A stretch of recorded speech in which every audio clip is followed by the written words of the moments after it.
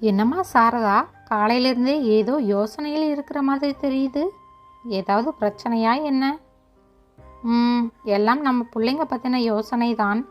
எப்போதாவது லெட்டர் போட்டுட்டு இருந்தாங்க, அவ்வப்போது ஃபோனும் பண்ணுவாங்க. இப்போ எல்லாம் நின்று போய் ரொம்ப நாளாச்சு. அதான் பிள்ளைங்களை பார்க்கணும் போல இருக்குங்க. நாம் அவங்களுக்கு என்ன குறை வச்சோம்? பார்த்து பார்த்து அவங்களை வளர்க்கலையா என்ன? என்னங்க பேசாது இருக்கீங்க? நம்ம அவங்கக்கிட்டேருந்து காசு பணத்தையா எதிர்பார்க்கிறோம்? அன்பா பாசமாக 2 வார்த்தை, அது மட்டும்தானே நம் தேவை. நம்மையே சுற்றி சுற்றி வளர்ந்த பிள்ளைங்க 2 பேரும் எப்படி நம்மை மறந்தாங்க? சாரதா, எதிர்பார்ப்பு இருந்தால் ஏமாற்றமும் வரத்தாமா செய்யும். எதையாவது நினச்சிட்டு நீயே ஏன் உன்னை வருத்திக்கிற? நீ சொன்னேன்னு தான் நான் இன்னைக்கு காலையில கூட நம்ம பசங்க 2 பேருக்கும் ஃபோன் பண்ணி பேசினேன். சீக்கிரமாக வரதாத்தான் சொல்கிறாங்களே தவிர எனக்கு அந்த நம்பிக்கை இல்லை. தவிர பிள்ளைங்க 2 பேரும் நல்லபடியாக வாழ்க்கையில் செட்டில் ஆயிட்டாங்க. இனி அவங்கவங்க குடும்பத்தை தான் பார்ப்பாங்களே தவிர நாம், நம் துணை, நம் எதிர்காலம் குறித்தெல்லாம் அவர்களுக்கு நினைத்து பார்க்கக்கூட நேரம் கிடையாது சாரதா. என்னங்க, அது இருக்கட்டும். எனக்கு நாளையும் நாளை மறுநாளும் பள்ளி விடுமுறை. நாம் எங்காவது பக்கத்தில் உள்ள கோயில் இல்லை திருப்பதிக்கு போய் வரலாமா? கட்டாயம் போகலாம் சாரதா. இத்தனை வருஷத்தில் நாம் நமக்காக நம் விருப்பப்படி வாழ்ந்தது கொஞ்சம்தான். இனி இருக்க போகும் நாட்களையாவது நம் ஆசைப்படி வாழ்வோம். நமக்கும் இப்போ ஒரு மாறுதல் அவசியம் தேவை. சரிதானே? நிம்மதியாக தூங்கு. திருப்பதிக்கு போய் நல்லபடியாக சுவாமி தரிசனம் முடிந்து இருவரும் வீடு திரும்புகையில்தான் அவர்கள் எதிர்பாராத அந்த சம்பவம் நடந்தது.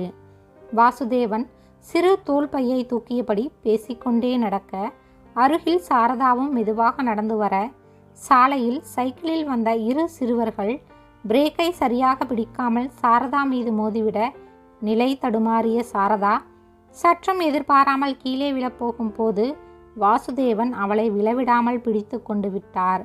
ஆனாலும் கீழே கிடந்த பெரிய கல்லொன்று சாரதாவின் காலை நன்கு பதம் பார்த்து விட்டது. ஆ அம்மா என்று சாரதா வழியால் முனக, டேய் பசங்களா, பார்த்து மெதுவாக சைக்கிளை ஓட்டி வரக்கூடாதா? இப்போ பாருங்க, உங்களால் அவங்க காலில் ரத்தம் வர ஆரம்பிச்சிருச்சு. லேசாக கடிந்து கொண்டவர், சாரதா ரொம்ப வலிக்குதாம்மா, வா அதோ அந்த வேப்ப மரத்தடி நிழலில் கொஞ்ச நேரம் உட்கார்ந்திரு, நான் ஆட்டோ பிடித்து வருகிறேன் என்றார். அந்த பசங்க சைக்கிளில் வந்த சிறுவர்கள் துணையுடன் சாரதாவை வேப்ப மர நிழலில் அமரச் செய்தார் வாசுதேவன். சாரி சார், தெரியாமல் இடிச்சிட்டோம், மன்னிச்சிருங்க என்ற சிறுவர்களை, பரவாயில்லப்பா, நீங்கள் என்னை வேணும்னா மோதுனீங்க, தெரியாத நடந்தது நடந்து போச்சு, நான் பார்த்துக்கிறேன், போயிட்டு வாங்க என்று அந்த சிறுவர்களை அனுப்பி வைத்தாள் சாரதா. என்னம்மா ரொம்ப வலிக்குதா? கொஞ்சம் பொறுத்துக்கோம்மா, இந்நேரம் பார்த்து ஒரு ஆட்டோவை கூட காணலையே. வாசுதேவன் புலம்பிய வேளையில் வேப்ப மரத்தின் எதிரில் இருந்த வீட்டிலிருந்து வந்த அந்த இளைஞன், என்னாச்சு சார், ஏன் இங்கே உட்கார்ந்துருக்கீங்க கேட்டான். மறு நிமிடமே அவர்கள் நிலைமையை அறிந்தவன், சார் இது எங்கள் வீடு தான், தயங்காமல் வாங்க, இந்நேரம் ஆட்டோ எதுவும் இந்த பக்கம் வராது, கொஞ்ச நேரம் ரெஸ்ட் எடுத்துகிட்டு போங்க என்றவன் அவர்களை அன்புடன் ரொம்ப நாள் பழகியவனைப் போல் அழைத்து சென்றான். அம்மா அம்மா என்று வீட்டுக்குள் பார்த்து குரல் கொடுத்தவன் அவர்களை இருக்கையில் அமரச் செய்தான்.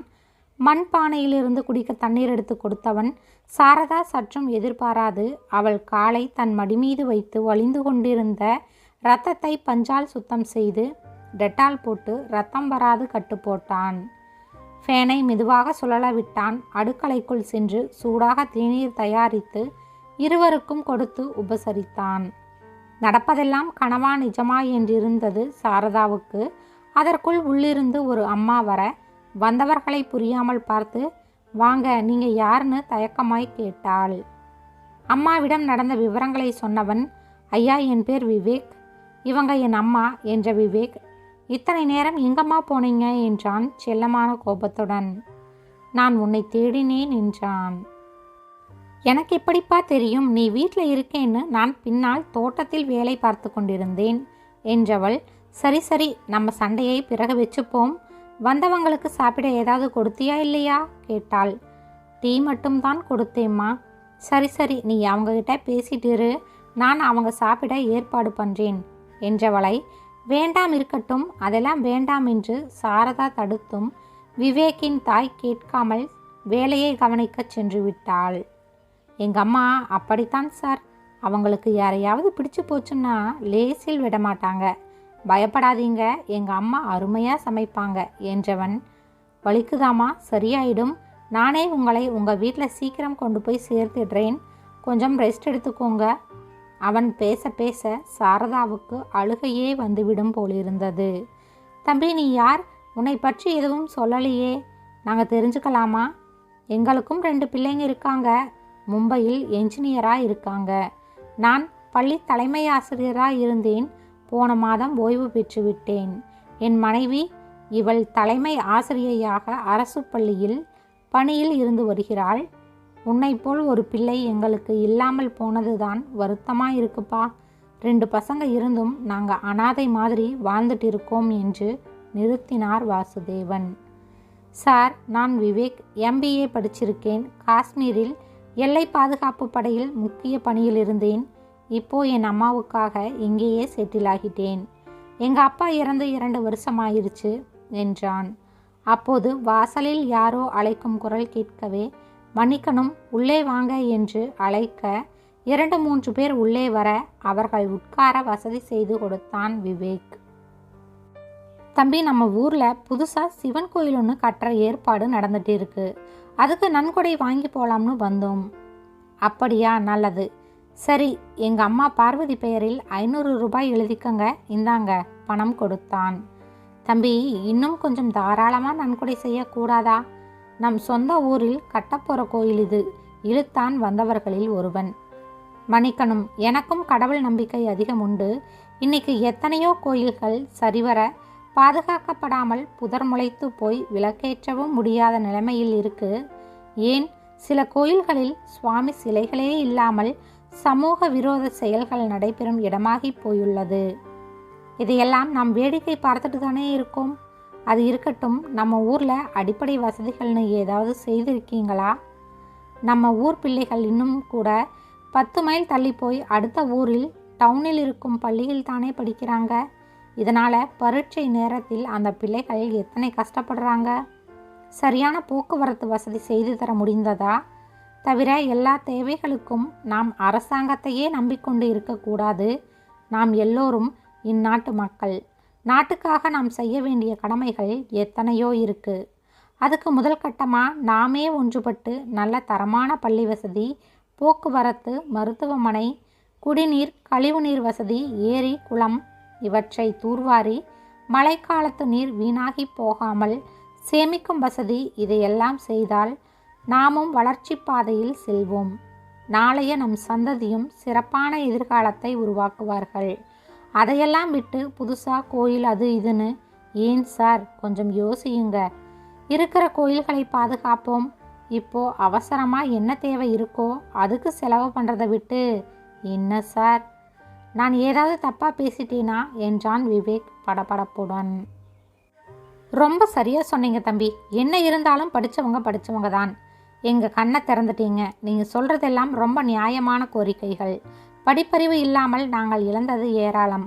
எங்கள் பிள்ளைங்களாவது நாளை சிறப்பாக வாழ நாம் தான் வகை செய்யணும். நாங்கள் இப்போவே போய் ஊர் தலைவர்கள்கிட்ட பேசி ஒரு நல்ல முடிவோடு வரோம். நம்ம ஊரில் இனி எந்த நல்லது கெட்டதுக்கும் நீங்கள் தான் பொறுப்பேற்று நடத்தி தரணும். நல்லது தம்பி, நாங்கள் போய் வருகிறோம். விடை பெற்று சென்றார்கள் வந்தவர்கள். அங்கே சிறிது நேரம் மௌனம் நிலவியது. என்னிடம் 100 இளைஞர்களை தாருங்கள், ஒரு சிறந்த சமுதாயத்தை உருவாக்கி காட்டுறேன் என்றார் விவேகானந்தர். அந்த விவேகானந்தரின் வீரத்தை, எழுச்சியை நான் உன் கண்களில் பார்க்கிறேன். உன் முயற்சி வெற்றி பெறும். நிச்சயம் உன் எண்ணம் நிறைவேறும். எங்களுக்கு அந்த நம்பிக்கை வந்தாச்சு.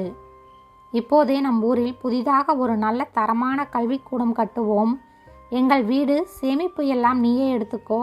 உபயோகமான வழியில் செயல்படுவோம் என்றார் வாசுதேவன். ஆமாம் விவேக், எங்களைப் போல் நிறைய பள்ளி ஆசிரியர்கள், நண்பர்கள், பொதுமக்கள் துணையுடன் ஒரு நல்ல பள்ளிக்கூடம் கட்டுவோம். படிப்படியாக ஆக்கப்பூர்வமான செயல்பாடுகளை ஒற்றுமையுடன் செய்து சாதித்து காட்டுவோம் என்றாள் சாரதா. அம்மா, ஒரு நல்ல மகனை பெற்ற புண்ணியவதி நீ. நாளை உன் மகன் நிச்சயம் சாதிப்பான். அவன் பின்னால் நாங்கள், எங்கள் உழைப்பும் இருக்கும் சொன்ன வாசுதேவன் இனி நீதான் எங்கள் பிள்ளை விவேக் என்று அவனை இறுக தழுவிக்கொள்ள அந்த சந்தோஷத்தில் சாரதாவும் பார்வதியும் சேர்ந்து கொண்டனர். முதல்ல வாங்க எல்லோரும் சாப்பிடுவோம் என்றாள் பார்வதி. சாரதாவுக்கு கால்வலி மறந்தே போனது. அதன் பின் அவர்கள் சந்தித்த எதிர்ப்புகள், சவால்கள், போராட்டங்கள் தான் எத்தனை எத்தனை. சில வருடத்திற்கு பிறகு கடுமையான உழைப்பு, போராட்டத்திற்கு பின் பாரதியார் மேல்நிலைப் பள்ளி கம்பீரமாக இயங்கிக் கொண்டிருந்தது. எங்கும் சீருடையில் மாணவ மாணவிகளின் சப்தங்கள். அம்மா அம்மா மூச்சு வாங்கியபடி வந்தான் விவேக். தலைமை ஆசிரியர் சீட்டில் வாசுதேவன் அருகே ஏதோ ஒரு ஃபைலில் கையெழுத்து வாங்கி கொண்டிருந்த சாரதா முகத்தில் ஆச்சரியத்துடன், என்னப்பா, என்ன விஷயம்? ஏன் இத்தனை அவசரமா ஓடி வர கேட்டாள்.